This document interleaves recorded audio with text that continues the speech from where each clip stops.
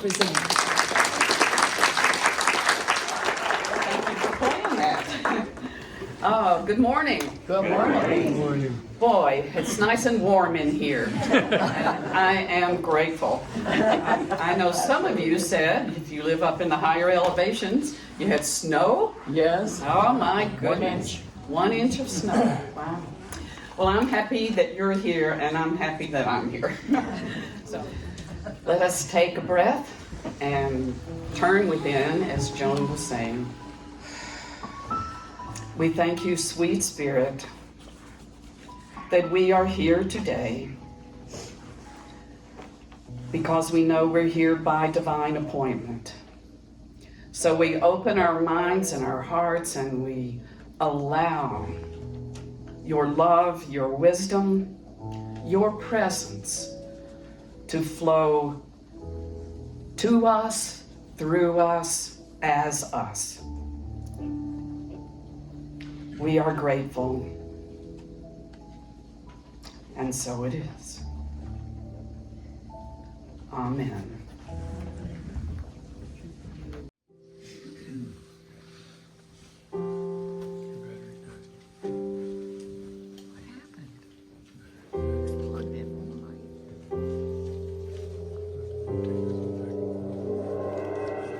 When I arose this morning, I was like a child again, a wide open place, a trusting space. The hummingbird put on a show outside my bedroom window, wings of grace, dancing to infinity. Now he sings a song to you. Now he sings a song to me of release, of our release. All the stones are rolled away. We rise to a beautiful day of possibility.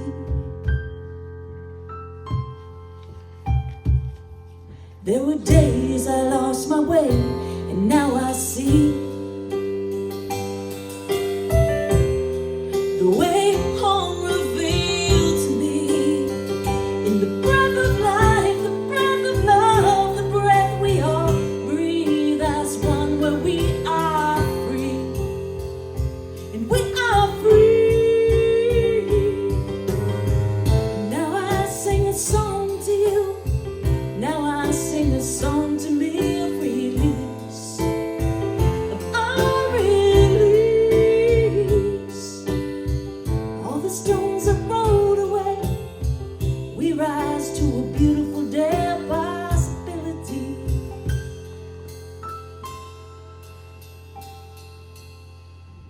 Hold my hand.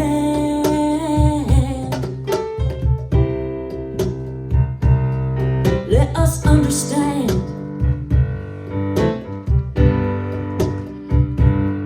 how to heal the land. Walk with me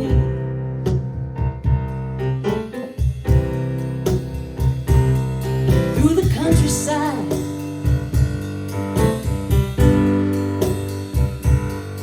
Walk with me in our city. Walk with me down to our precious sea.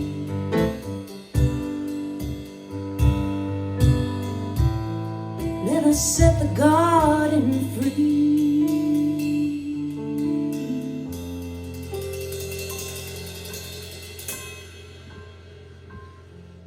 'Cause now she sings a song to you. Now she sings a song to me of release, of our release. All the stones are rolled away. We rise to a beautiful day of possibility. Possibility.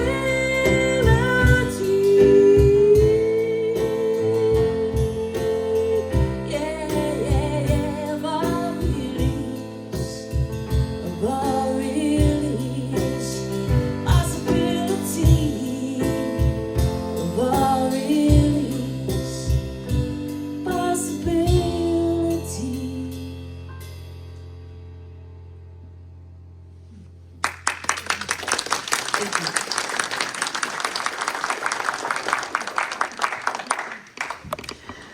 As many of you know, my sister was visiting for a couple of weeks. She's planning to move here, and I'm thrilled. Some of you have looked at me like, is that a good thing? Yes, it is a good thing. I think because we've spent so many hours reminiscing about our childhood and remembering that I've been thinking a lot about my childhood. I remember that I loved those wee highlights magazines, remember? And they had those pictures. Can you find the hidden 16 rabbits? And they were all enmeshed in the picture, right? Life's kind of like that. There are a lot of things that hide in plain sight. I remember that we played hide and go seek in our neighborhood. Those were different times. We got to stay out late at night. We got to dress up for Halloween and go out into the neighborhood. There was no trunk or treat. It was trick or treat. And it was fun. It was a good childhood. Playing hide and go seek, I had a favorite hiding place. Our house was on a little hill on a dead-end street, last house on the dead-end street. And it abutted a community park in the back. So at our fence, there were a bunch of trees and weeds and junk before you crossed through the path to get to the park. I would go, this was at night, and I would just stand there like this and watch all of my friends look behind the trees, look behind the garbage can, and I'd just stand there in the dark. Nobody could see me, but I could see everything going on, right? Until finally, they would just call out, all outs in free. That was the signal. And I'd go around this way so they wouldn't find my hiding place and pretend that I came from the corner of the park. I was hiding in plain sight. However, I was hiding in the darkness. So I want to talk today a little bit more about the Lazarus story. I mentioned it last Sunday. The reason this story is so significant is not just that Jesus raised Lazarus from the dead, as the story goes, but this particular miracle was what on Palm Sunday, as he came into Jerusalem, people were celebrating. People were waving the palms, and we'll get to that on Palm Sunday. It was significant enough that it triggered the authorities, and Jesus knew that it would. So backing up to Lazarus, Jesus got word that Lazarus was sick and that he needed to come. Jesus did not view it as a crisis. Key point. There's no such thing as a crisis, really. You know, because if life goes on, then there's a transition, yes. But it is not a crisis. He stayed 2 days where he was before going to see Martha and Mary, the sisters of Lazarus. And he goes, and he says, take me to there. And he wept. This is the story where Jesus wept. And everybody said, oh, he must have really loved Lazarus, you know? Well, no doubt he did, but that's not why he was crying. He was crying because people had such little faith. Both Martha and Mary said to Jesus, oh, he's dead. And if you had been here, he wouldn't have died. Okay? Well, it's nice to have faith in the ability of Jesus to keep somebody from dying. But they weren't really seeing the big picture. They were focused on the outer, focused on what was wrong, right? And if only, I coulda, shoulda, woulda, if only, things would be different. So Jesus goes, and Lazarus is in a cave with a big stone. Does that sound familiar? Mm-hmm. And he says, remove the stone. And as I said last Sunday, oh, but Lord, he's been in there 4 days, and he stinketh. He stinketh. And Jesus wept again and said, remove the stone. And they rolled away the stone, and then Jesus commanded, Lazarus, come out. And he did. He got up, walked, and he had all those wrappings that they buried people with, on his head and his hands, his feet, and he came out. So in Unity, as many of you know, especially those who are doing metaphysical interpretation studies, we don't take things literally. We look at the story embedded in plain sight. It's a story about our evolution of consciousness. All Bible stories are an evolution of consciousness. So we have to ask, what is hidden away and stinks? And why would we want to expose that, right? A lot of behavior, well, every bit of behavior comes from some belief. That's why I went into psychology, because I wanted to figure out what made people tick, especially my parents. So I thought I could know that by studying psychology, and it did help some. But there's a deeper, better way, and that is to go within and connect in our oneness, to understand.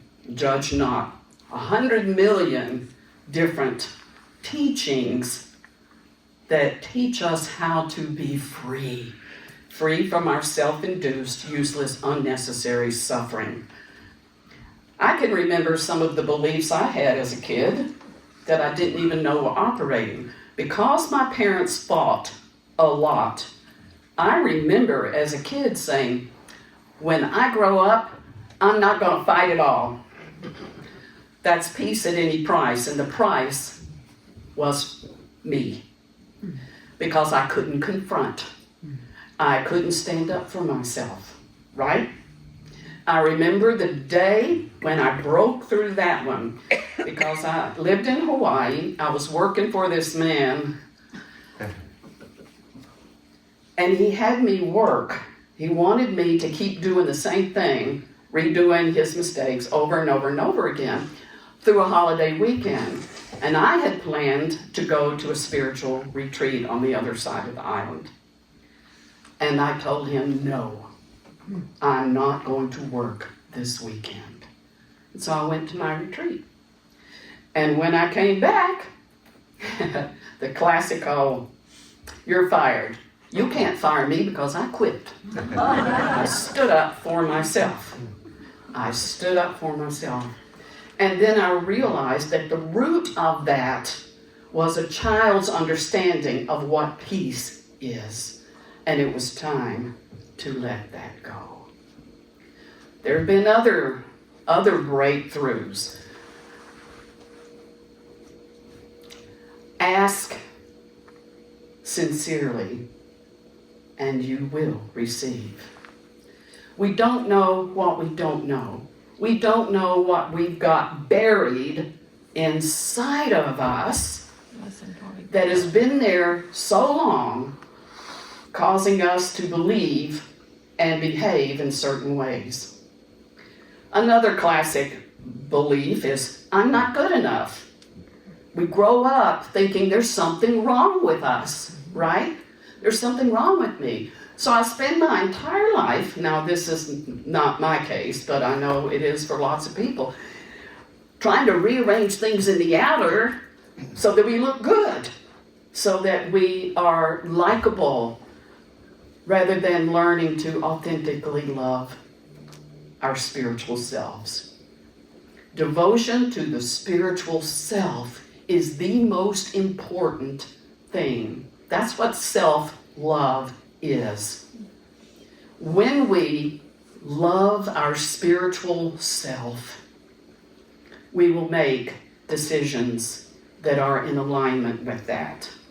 We will listen to that still small voice when it speaks, and it does speak. There's another example I'm going to give you, and many of you have heard this because I've talked about it in classes that I have taught. Before I met Phil, there was this guy I was dating 4 years, and he liked to date a lot of people, particularly his ex-girlfriend. And it was a torturous situation for me. One night, when I was just at my wit's end, I remember just lying in bed, and I said, God, why am I still in this relationship? Anybody else in their right mind would have left years ago. And the little still small voice said, this is how you felt when your mother left. Now, I loved my mother, and she also left the family at one time. She just didn't come home from work. And I didn't see her for years and years. And when that voice said that to me, I just went, oh my God, I get it. Because the question was, what is there out there in the world that you love more than me? Why am I not enough? Why do you need Sally Mae, Susie, so on, so on, so on? It's the same thing as my mother. Mother, what is there out in the world that you love more than me? Just realizing that I had that buried inside of me unconsciously, just realizing that was a game changer. Because from that moment on, the relationship was done. It was done. And I didn't regret it. It's so many things come together to form a resurrection. You know? You have to sincerely want to be freed and to know what you don't know that's operating. How do you know that you've got something hidden in a cave in your heart that stinks? You know it because you're sad, you're anxious, you're depressed, all kinds of different things. Now, these emotions come and go, and that's perfectly normal. We are having a human experience after all. The question is, what do you know to be the truth of yourself? I am worthy. I am lovable. The peace of God is mine for the asking. I am capable. I'm cared for. My needs are met. Those are all affirmations. And when we feed our consciousness the truth, the spiritual truth, then it manifests in our life. We are able to come out of the darkness and be seen for who we truly are. This is the whole progression leading up to the resurrection, leading up to Easter. I know we're now in the season of Lent. We're now in the Lenten season. And I was talking to a friend just yesterday who's giving up a certain behavior, just for Lent though, just for Lent. So I was thinking about that. In unity, we look at our consciousness because it's always consciousness first. It's always our thinking that our behavior issues from. So if we want to give up something, we can give up our negativity, we can give up our complaining, we can give up any number of things that are not the truth of who we are. So that's the Lenten season. All out's in free, right? If you are hiding in the dark, ask yourself why. Ask yourself why. And you just might get an answer. that's life-changing. At this point in my life, I want to live the real life, right? I want to be who God made me to be. I want to give up my false beliefs, and I want to know the truth that makes me free. So I'm taking Easter real seriously this year. You know? There's no telling what color Easter eggs will come forth or how they'll taste. But I'm okay with it. Thank you.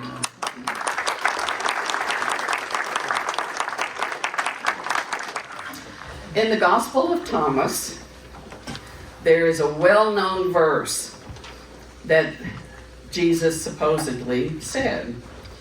And it's, if you see what is in front of your face, then everything that is hidden will be disclosed to you. For nothing that is hidden will remain so.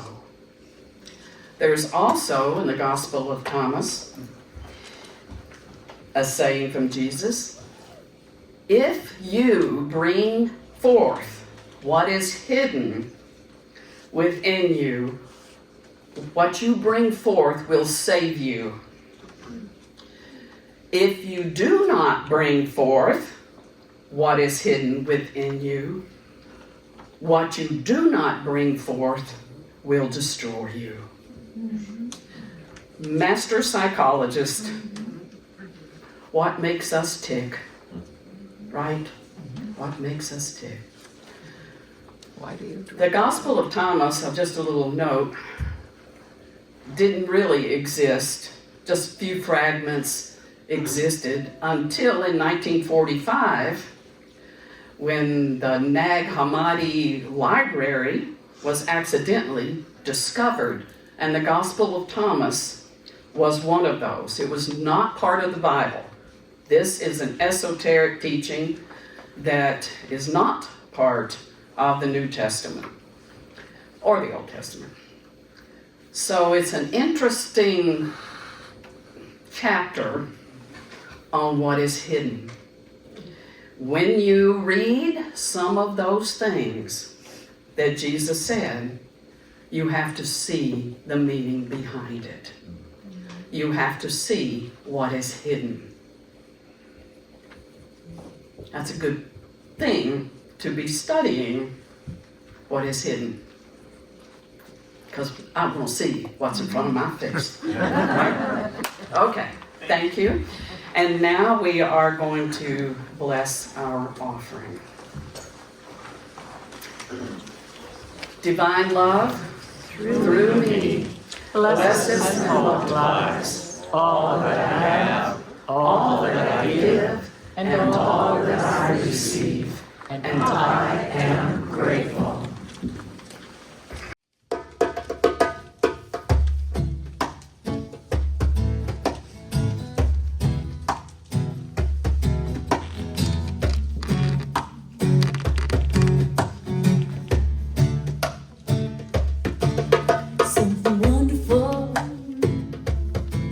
Something wonderful is happening to me right here, right now.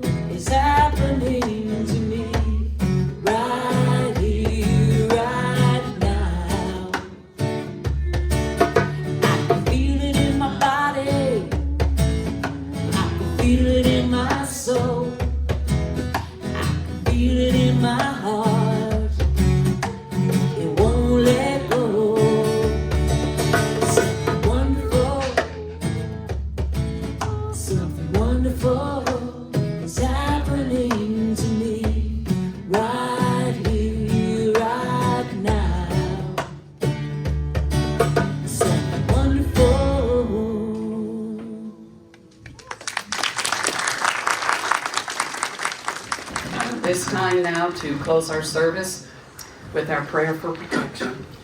The light of God surrounds us. The love of God enfolds us. The power of God protects us. And the presence of God watches over us. Wherever we are, God is, and all is well.